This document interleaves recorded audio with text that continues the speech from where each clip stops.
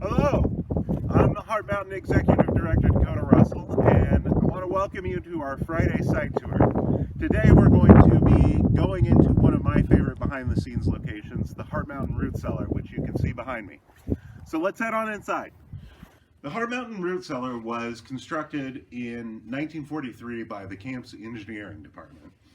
Actually, there were two of these originally, and if you look around and just take in the scope back behind you over here and then on back behind me, you can see that this is a massive structure. In fact, this is over 300 feet long down here. And it was one of two. So this space that we're in is roughly half of what the engineering department estimated they would need to hold vegetables enough to feed the entire camp for 1 year.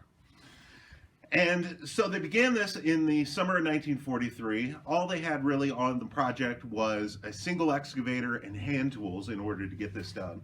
And actually, if you look up close at the timbers right here, you can see some of these are very rough sawn. They look like they were just harvested from the forest.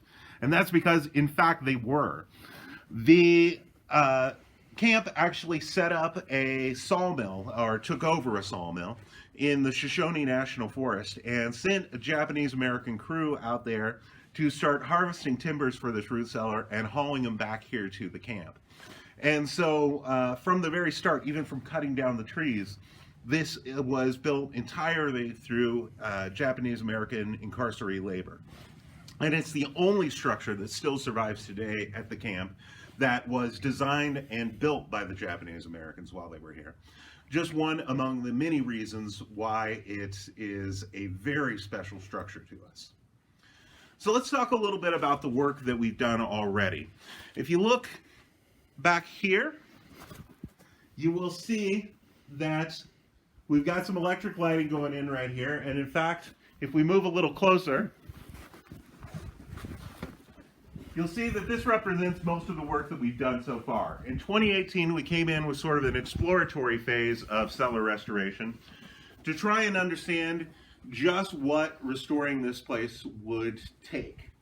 And so we began a very complicated process of taking off part of the roof right here, putting new boards on it, also repairing any damaged roof beams and joists that we had up there. But the hardest part was actually to start jacking this up again.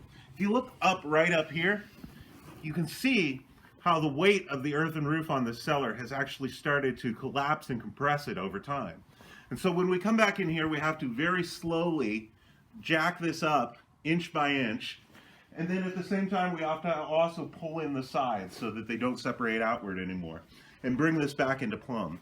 So for each of these bays that we have right here, this is a very complicated process that can take several hours in order just to get it right back up into place there. So now we're standing in what is probably one of the most deteriorated parts of the cellar, here right in sort of the center of the structure right here. And you can see up behind me how this has got the most compression and the most collapse right here. So we actually received a grant from the National Park Service to continue our work beyond what we've done already. And part of that will be to install some bracing down in here that will stabilize this and keep it from collapsing any further or from dragging down any of the rest of the cellar with it. Beyond that, thanks to a grant from the Aratani Foundation in 2021, we'll actually continue the work that we started down at the other end of the cellar, bringing that forward and bringing all of these bays back up into place once again and restoring the entrance as well so that we can start to bring the public down here.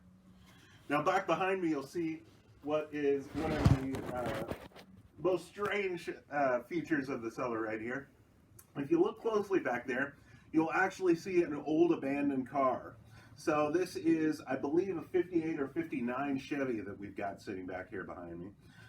This was put down here after the camp was closed, of course. The cellar was purchased by the Jolovich family eventually, and they actually kept running a potato operation in here for several years, but after they had abandoned that, a son-in-law of the family was working on this car.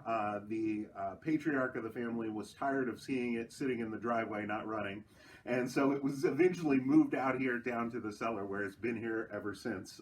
But this gives you a little snapshot of what the cellar is all about and what we're working to try and restore this really important structure. So thanks for tuning in today, and we'll see you somewhere else around the site next week.